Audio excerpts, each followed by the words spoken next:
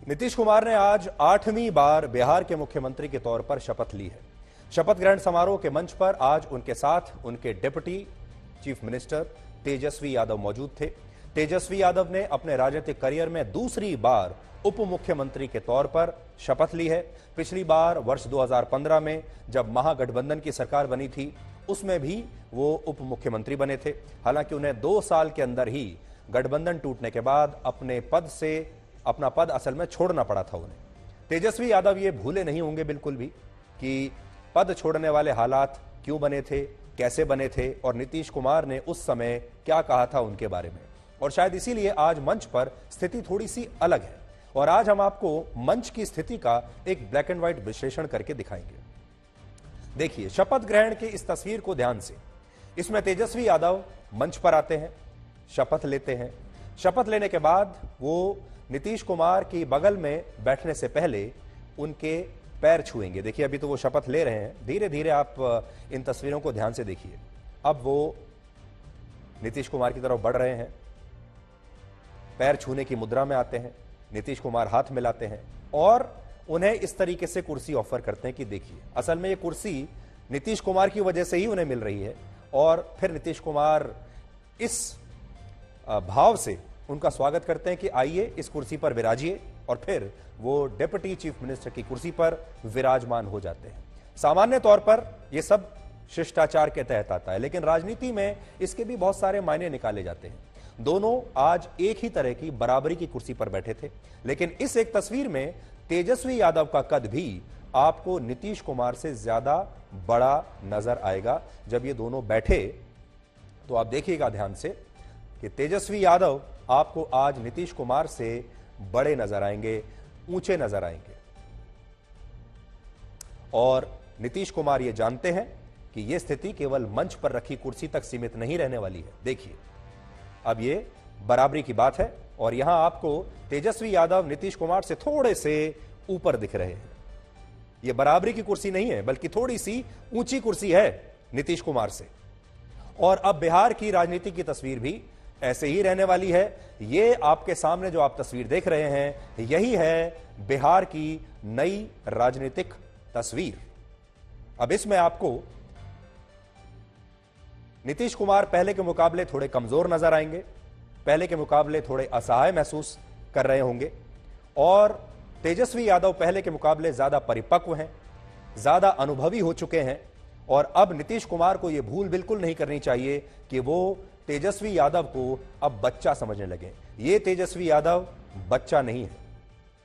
नीतीश कुमार को यह पता है कि जिस आरजेडी के साथ आज वो फिर से गठबंधन कर रहे हैं और फिर से मुख्यमंत्री की कुर्सी पर बैठे हैं, उसी के साथ 2017 में उन्होंने गठबंधन तोड़ भी दिया था भ्रष्टाचार के आरोप लगाकर, और जो उनकी बगल में बैठे हैं उन्हीं पर लगाया था।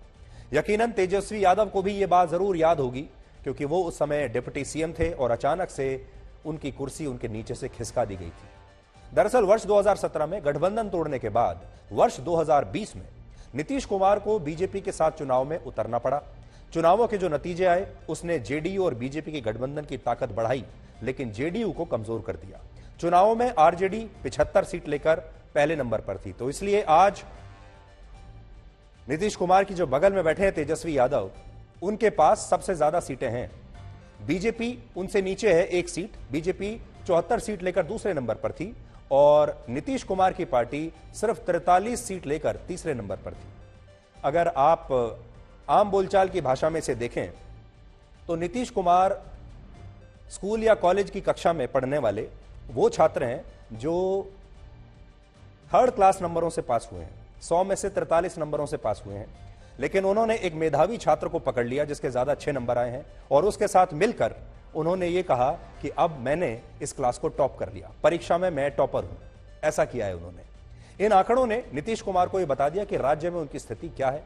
अपने राजनीतिक भविष्य को देखकर नीतीश कुमार ने बीजेपी के साथ गठबंधन तोड़ लिया और अब उन्हें आरजेडी के साथ ही लंबा समय बिताना है और मुख्यमंत्री बने रहना है, अगले चुनाव तक कम से कम। इसलिए तेजस्वी यादव के बढ़ते हुए कद को उन्हें चुपचाप स्वीकार करना होगा और उनके पास यह विकल्प था कि या तो वो बीजेपी के उस अपमान को सहते रहते मुख्यमंत्री बने रहने के लिए, जो वो कहते हैं कि मेरा अपमान हो रहा था।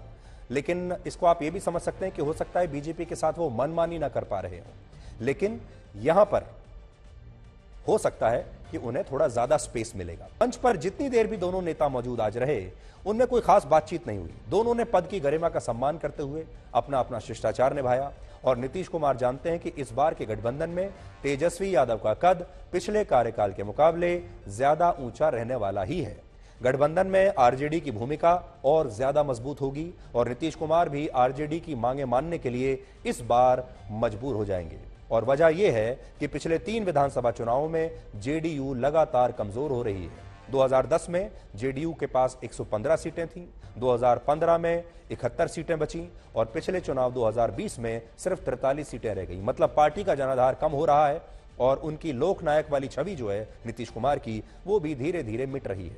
अपनी इस हालत के लिए नीतीश कुमार ने बीजेपी को जिम्मेदार ठहराना शुरू किया और राजनीति के जानकार मानते हैं कि शायद इसीलिए नीतीश कुमार ने खून का घूंट पीकर बीजेपी गठबंधन वाली सरकार को 1.5 साल तक खींचा, ताकि समय आने पर वो महागठबंधन वाले साथियों की नाव में सवार होकर फिर से मुख्यमंत्री बन सके। यानी कुर्सी तो उनके लिए सदा के लिए रहेगी।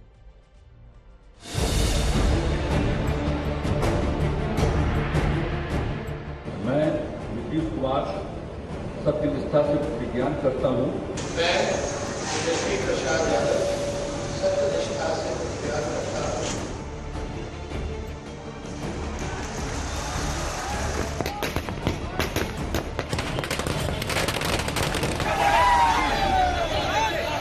के लोगों ने उनको सपोर्ट किया और उनकी तरफ से जेडीयू को हराने ही की सब बात हो गई। सबसे पूछिए, वो कह रहे कि हमारी पार्टी को तोड़ा जा रहा था।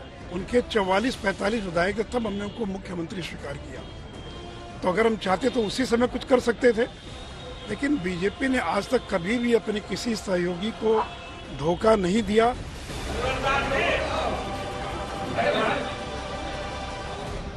पार्टी के सब लोगों से बात होती रही, सबके मन में था, नहीं तो फिर हम लोग चले गए अपना पुरानी जगह पर। अब ठीक है, अभी भी मैं चुनौती दे रहा हूं कि नीतीश बाबू अगर लोकप्रिय हैं, आप प्रधानमंत्री के मटेरियल हैं, तो आइए अकेले चुनाव लड़, लेकिन ये नहीं लड़ पाएंगे। गठबंधन जिंदाबाद, जिंदाबाद, जिंदाबाद, जिंदाबाद, जिंदाबाद, जिंदाबाद। हम किसी चीज के उम्मीदवार का हम कोई दावेदारी नहीं, लेकिन इतना तो जरूर कर दीजिए ना कि 14 में जो आए 24 तक के आगे रह पाएंगे कि नहीं रह पाएंगे, वो अपना समझ। और मुख्यमंत्री जी ने कहा कि 24 में ही सरकार गिर जाएगी, दोबारा आने वाले लोग नहीं हैं। जो नीतीश कुमार जी ने आज बयान दिया, इसमें सच्चाई है, जनता देख रही है और ये होकर के रहेगा।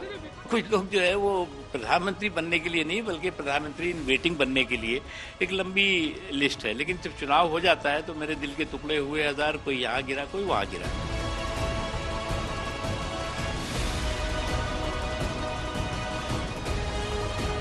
बिहार के जनता को शुभकामना देती हूँ, बधाई देती हूँ कि बिहार के जनता के लिए बहुत अच्छा हुआ है। 17 साल में 8वीं बार, और अगर 17 साल में कोई 8वीं बार मुख्यमंत्री बनता है तो वह कितना अनस्टेबल व्यक्तित्व होगा, वह आप अच्छे से समझ सकते हैं।